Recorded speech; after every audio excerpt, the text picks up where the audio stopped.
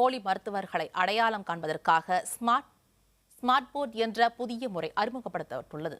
இந்த முறை குறித்து தமிழ்நாடு மருத்துவ கவுன்சிலுடைய தலைவர் பாலகிருஷ்ணனுடன் நமது செய்தியாளர் அபிநயா நடத்திய கலந்துரையாடலை பார்க்கலாம். தமிழ்நாடு மருத்துவ கவுன்சிலில் பதிவு செய்த மருத்துவர்களுக்கு ஸ்மார்ட் போர்டு முறை அறிமுகப்படுத்தப்பட்டிருக்கிறது. இது குறித்த கூடுதல் தகவல்களை அளிப்பதற்காக நம்மோடு அதன் தலைவர் பாலகிருஷ்ணன் இருக்கிறார். அவரிடம் பேசலாம். வணக்கம் சார். இந்த முறை அறிமுகப்படுத்தப்பட்டதற்கான அவசியம் என்ன? தமிழ்நாட்டில் கிட்டத்தட்ட 30,000 போலி மருத்துவர்கள் இருக்கிறார்கள் என்ற தகவல் தொடர்ந்து வந்த வண்ணம் இருக்கின்றது.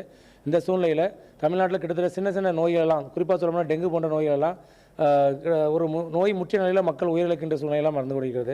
இதற்கெல்லாம் காரணம் படிப்பறிவு இல்லாத போலி மருத்துவர்கள் தமிழ்நாட்டில் பெருகி இருப்பதுதான் காரணம் என்பது போன்ற சூழ்நிலை இருக்கிறது.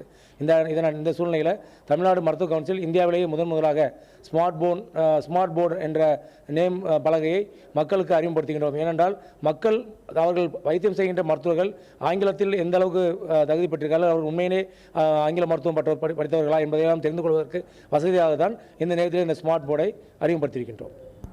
இந்த தகவலை எப்படி பொதுமக்கள் பெற முடியும்?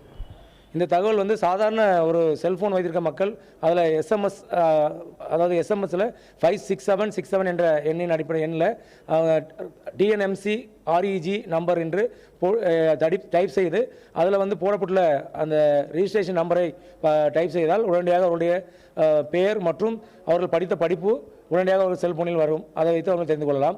அது மட்டும் ஸ்மார்ட் ஃபோன் வைத்திருப்பவர்கள் அவர்களுடைய ஸ்மார்ட் ஃபோனில் ஸ்கேனர் ஆப் அப்ளை பண்ணி அதன் மூலமாக அந்த ஒரு ஹாலோகிராம் இருக்குது, அதை ஸ்கேன் பண்ணால் அந்த டாக்டருடைய முழு விவரங்களும் ஃபோட்டோவுடன் தெரிந்து கொள்கின்ற வசதியை இந்த ஸ்மார்ட் ஃபோனில் நாங்கள் அறிமுகப்படுத்தியிருக்கின்றோம்.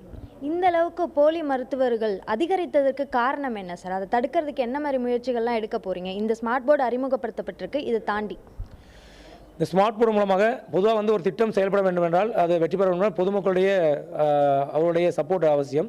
அதன் அடிப்படையில் இதுவரைக்கும் அவங்க ஒரு போலி மருத்துவர் என்று சொன்னாலும் மருத்துவர்களே அவர்கள் போலி மருத்துவம் கண்டுபிடித்துக் கொண்டிருந்தார்கள். அதன் மூலமாக செய்கின்ற பொழுது அது மருத்துவர்களுடைய தொழில் போட்டிக்காக அது நடந்து போலி மருத்துவர்கள் என்று சொல்கிறார்கள் என்று தவறாக பிரச்சாரம் பண்ணி இந்த பிரச்சனையை திசை திருப்பி கொண்டிருந்தார்கள் போலி மருத்துவர்கள்.